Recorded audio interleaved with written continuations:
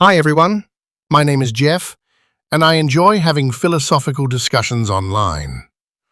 My most recent text exchange, which I just completed this morning, was with a YouTuber who goes by the screen name of PMars. I'm posting this video to show how the entire exchange concluded, and also sharing my summary of the internal critique I performed. Part 1. The Van Tillian Foundation, Image of God. Van Til begins where Scripture begins. So God created man in his own image. Genesis 1:27. This verse is a foundational verse in Van Til's system. Because all humans are created in the image of God, Van Til affirms, all humans possess rational faculties. All humans use logic. All humans make truth claims. All humans expect intelligibility. Under Van Til's system, all humans start out as being metaphysically in the same state of affairs. So from the very start, Van Til makes a crucial distinction. Possession of rational tools does not equate to the justification of those tools. He says that after birth, and later in the human experience, the unbeliever still possesses the same reason and the same rational tools as does the believer. The fall of man does not signify the loss or the end of the ability to continue using those rational tools. Rather, it represents the suppression or the denial, as mentioned in Romans chapter 1. Part 2. What an internal critique actually is. An internal critique does not ask, can you justify reason within your worldview? That question comes after the critique. An internal critique begins here. Since you are reasoning, making truth claims, and expecting intelligibility, certain things must already be true. Let's now see whether your stated worldview can account for what you are already doing. The key word here is reciprocity. The Christian grants that the unbeliever can reason during the critique. The unbeliever grants, for the sake of argument, that Christianity claims to justify reason. Neither party is attempting self-justification at this juncture. Part 3. Where Dawkins departs from Van Til. This is where the problem arises in the case of Dawkins. In hundreds of instances, Dawkins routinely demands that the unbeliever justify logic before being allowed to reason at all. That is not Van Til. Van Til never argued, until you justify logic, you may not use it. Instead, Van Til argued, the very fact that you are using logic already presupposes God. Darth collapses use into justification, and that collapse is the error. Part 4. The Tom Rabbit example. In this video, I want to begin by looking back to a verbal exchange that took place about 4 years ago, and this was a conversation between a couple of YouTubers going by the names of Tom Rabbit and Dawkins. In the following video, a similar pattern emerges to the one I experienced with PMars. Second warning, if you don't get to the point. I just need 30 seconds. What I want to hear out of your mouth, in order to refute a worldview, you're going to need to be standing up and speaking out of a worldview. What is your worldview? So the example is a man is crawling in the desert in the Sahara. He's dying of thirst. Let's stop it there. I'm answering your first question. Listen to me, little man-child. A man who's a loser, who you have nothing better than to do is than to secretly record people so you can earn some beer or marijuana money on your channel. You're a loser of a human being. Now, given that that's true, you're not answering my question. I want a clear, circumspect refutation of the Christian worldview, but you can only do so by virtue of your worldview. Okay? Now, no, this is an internal critique. Okay, it doesn't. No, you don't understand. In order to do an internal critique of a worldview, another worldview, there's going to have be some worldview basis to reason. Isn't that correct? Sure, but we can both do agree you that. Do you have a basis to reason? I'm not angry. I am just simply being forceful in the way I talk. Now, if you want to be the asshole that you usually are, a teenager trapped in an adult body, I'll treat you as such. You want to play this little game. Now, you told me, hold on a second while I mute that asshole, okay? Now, you told me, okay, do you have a basis to reason in order to do an internal critique of another worldview? Yeah, that would be the Christian or no, sir. Listen, do you have a basis within your worldview to reason in order to internally critique another worldview? Yes, I'm doing it from a view where the properties X, Y, and Z are necessary for intelligibility. Okay, so you can reason by virtue of your worldview. Is that correct? I don't see how that's relevant. I'm talking. Okay. I want everyone to notice. If you overtalk me, I will kick you from the room. I am simply doing this to show you what a fraud you are. Now, does your worldview provide a basis for reason at all in order to critique anything else, including do an internal critique of other worldviews?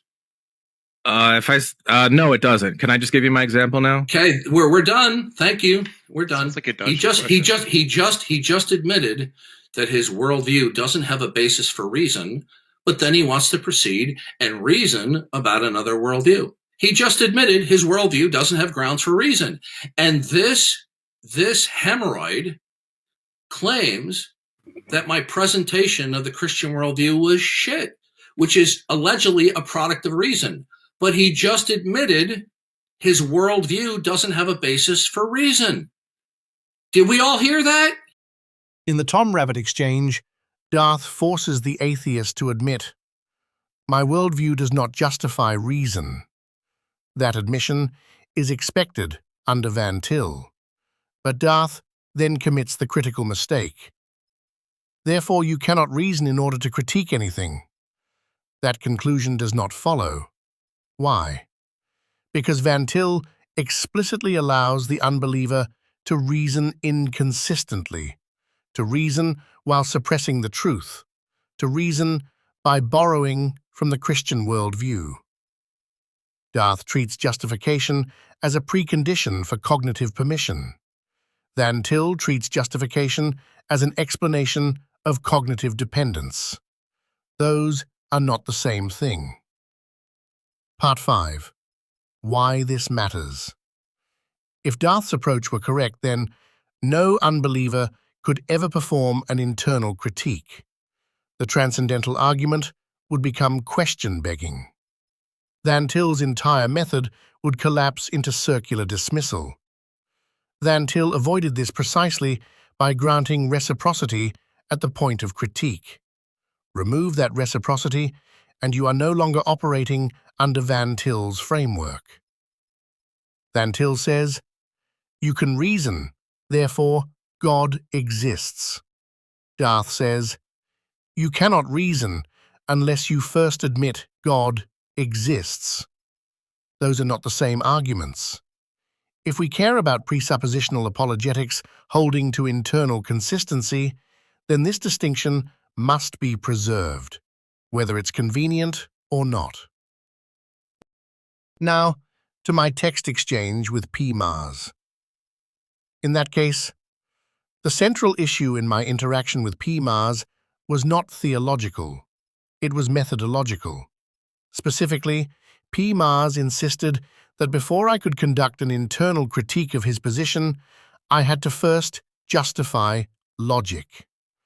At first glance, that may sound reasonable, but under a Van Tillian framework, that demand is misplaced. Why? Because justification and permission to reason are not the same thing. Part 6. borrowing from the Christian worldview. PMars explicitly affirms that critics borrow truth from the Christian worldview.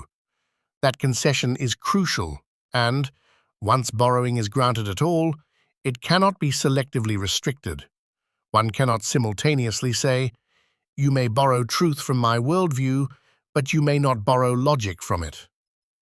Truth is not accessed apart from logic, and logic is not an optional add-on to truth.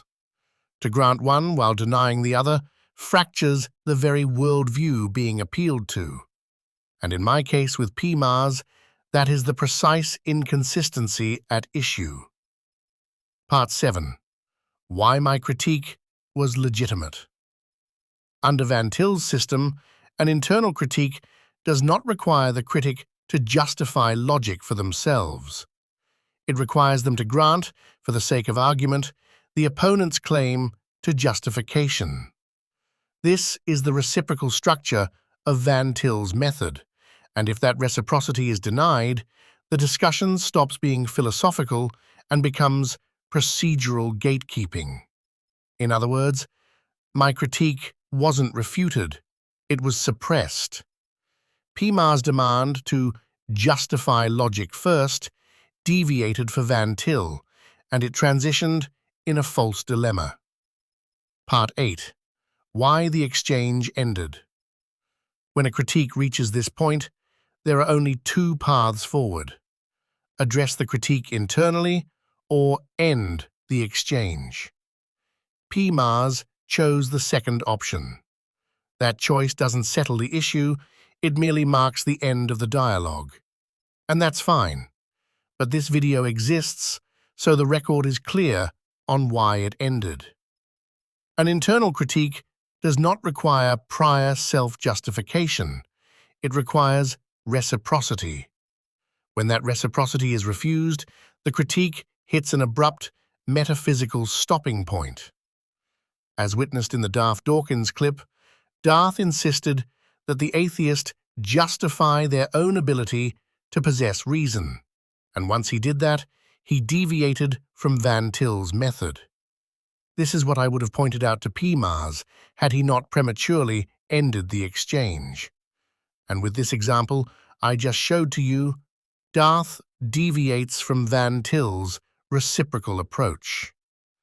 If Darth were actually in alignment with Van Til's framework, he needs to grant Tom Rabbit the ability to borrow from his own worldview at the point that Tom Rabbit initiates the internal critique. Reciprocally, Tom Rabbit need to grant that Darth's framework already has a justificatory path for logic and reason. And if either party denies or refuses this reciprocity, they are not in alignment with Van Til's method. I believe I successfully critiqued the position held by PMars internally and on its own terms. Although we never got to the appropriate starting place, that of the ontological God, I did an internal critique of what actually took place. And here's what happened. The moment PMars allowed me the ability to borrow truth from his Christian worldview, he had already crossed the Rubicon. And here's why. Once that concession is made, he no longer retains the right to selectively restrict which rational resources I may borrow. He cannot coherently grant myself or any atheist access to truth, while denying access to logic in the same breath. That move is not merely arbitrary, it's unintelligible on its own terms.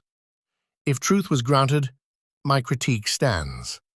If logic was denied, my critique stands. Thank you for watching, and I look forward to any of your comments.